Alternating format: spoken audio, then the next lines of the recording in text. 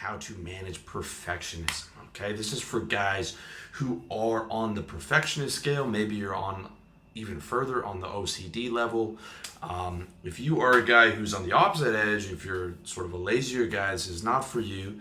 You know, you need to get your shit together and get organized. You can check out my book, How to Get Organized, to see how to do that. But this is for the guys who are on the other edge of the scale and who have really high standards, and how to manage that perfectionism and make it work for you. Okay. In case you don't know, I'm a perfectionist. I've been accused of perfectionism. I've been accused of having high standards. I've been accused of being hard on myself and being hard on others.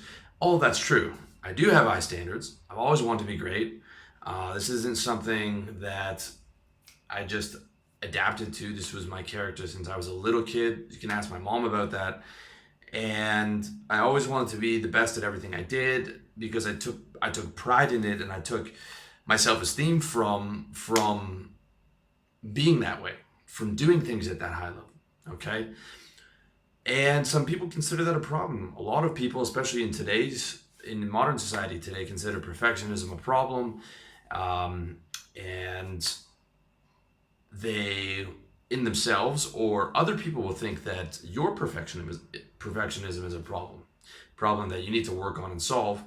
And I'm not one of those people. I think having high standards and aiming for greatness is a good thing. Okay. I'm talking to you in a room with electricity and air conditioning and the internet through my smartphone, beaming this around satellites to wherever you're absorbing this content. All of those inventions were created by perfectionists. There's no other way you could create a smartphone like Steve Jobs if you were not a perfectionist. Okay, that's just the reality of it. All right. I think aiming for greatness is a good thing. The modern world we have is because of a few people who aimed for greatness and created these incredible technologies for us to use. But you have to make that perfectionism work for you, because it can become a real problem if it's not working for you. Okay, so here's how to make it work. All right, let's start with GSP, arguably the greatest pound for pound MMA fighter of all time. Is admittedly an obsessive. He's even further on the scope of perfectionism than I am, where he will walk down the street and he will try not to step on a crack on the sidewalk. And if he does, he feels like he has to equalize that by stepping on an equal amount of cracks. As you can see, he actually is an actual obsessive compulsive. But what that means is that whenever he learns a technique, he will do that technique 1,000 times. Okay, Freddie Roach, one of the best boxing trainers of all time, said that the GSP would learn a technique from him in one day, and the next day he would come back and that technique would be perfect. And it's something that Freddie Roach had never seen, even training some of the best boxers in the world. And he would think to himself, he trained that all day, then how long did he spend at night practicing that in the mirror when he went home?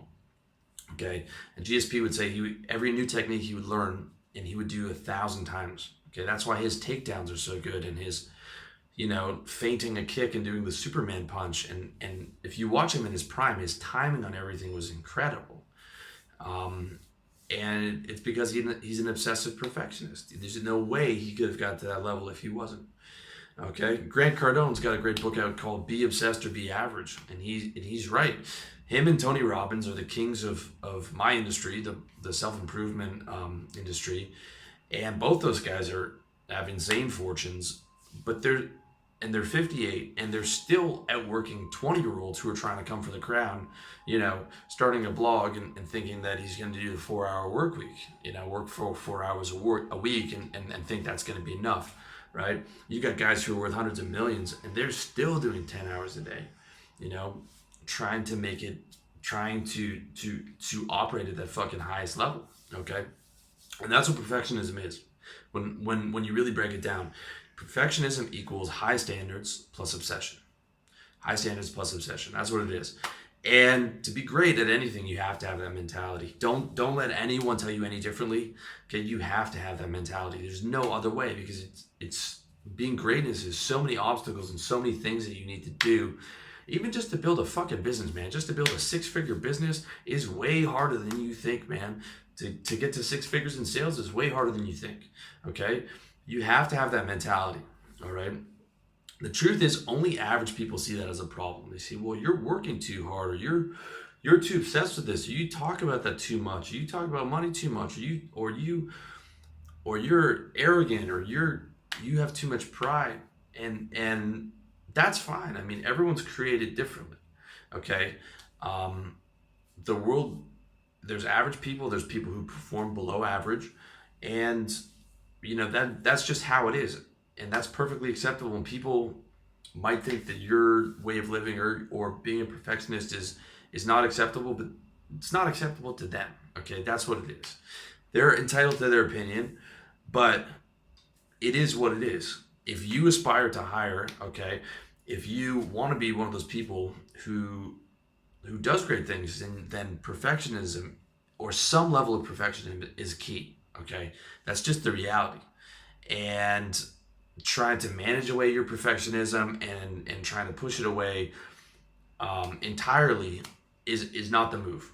Okay, but, and this is the big but. Okay, perfectionism and obsession can be a problem when it's not channeled correctly, and it was a problem for me for like the age of 10 to 27 is when I started to get it under control. So when people talk about problems of perfectionism, there is a problem. Okay, it's not being a perfectionist, but there are some side effects of that need to be mitigated, need to be handled.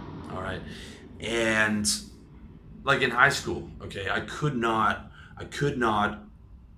finish an essay until it was perfect, and I would have all kinds of work from all different classes, but I would spend all week on doing one essay in English until it was perfect, and I would rewrite it again. Not even because I fucking enjoyed it or I wanted to do it. I was just like, I can't do anything that's not the way that I want it. It has to be exactly the way I want it.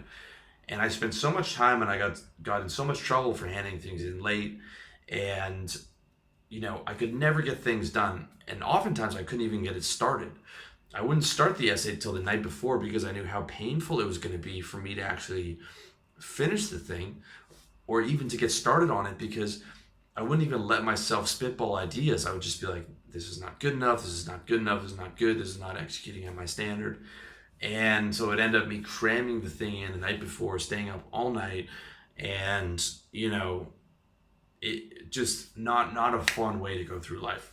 Okay, because perfectionism, when it's not managed properly, leads to paralysis.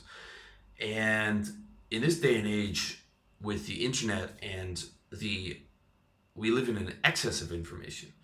Um, Paralysis of analysis is the death blow to any project. Okay, you need to be ruthless in your ability to edit, your ability to streamline information, to focus on your specific goals, to be able to have that tunnel vision, because there are so many distractions.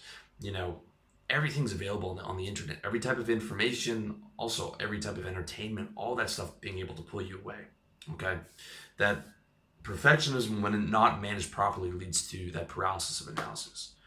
So when you talk about projects, you're talking about work or whatever, I look at my site, okay?